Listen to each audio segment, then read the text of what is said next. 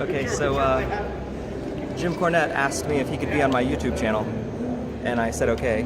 I have one question for you. This has been a dream of mine all of my life, to be on James's YouTube channel. So the question is, what would you think it would be like if Seth Rollins, who you're a big fan of, right? Yes, definitely. Was the WWE champion and the Money in the Bank holder at the same time, and held on to Then both. wouldn't he have to fight himself? That's it. He waited until WrestleMania to cash in on himself, to have a match against basically the Invisible Man in the main event of WrestleMania.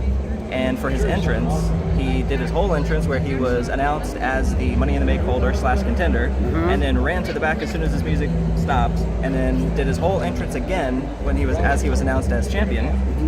And the graphic for the match was the image of him standing there with his name under it, and then flipped for the other side as his opponent. And then he had a whole match like that where he beat himself and then became champion again. What would I think about it? And then after the match, he was announced as still WWE champion. What would you think about that? I think by the time he got back to the back, Vince would have fired his ass.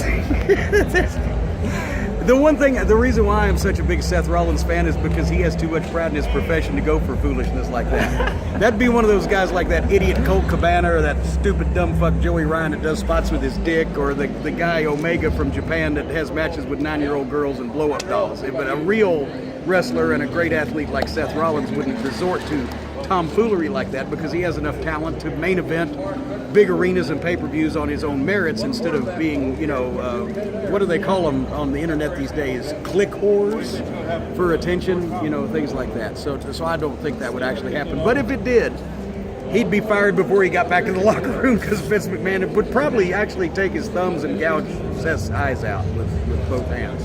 Would you think what kind of crowd reaction do you think it would get? People would laugh at it, which is exactly the reaction that you really don't want if you want to be a main event star and draw any money in the wrestling business.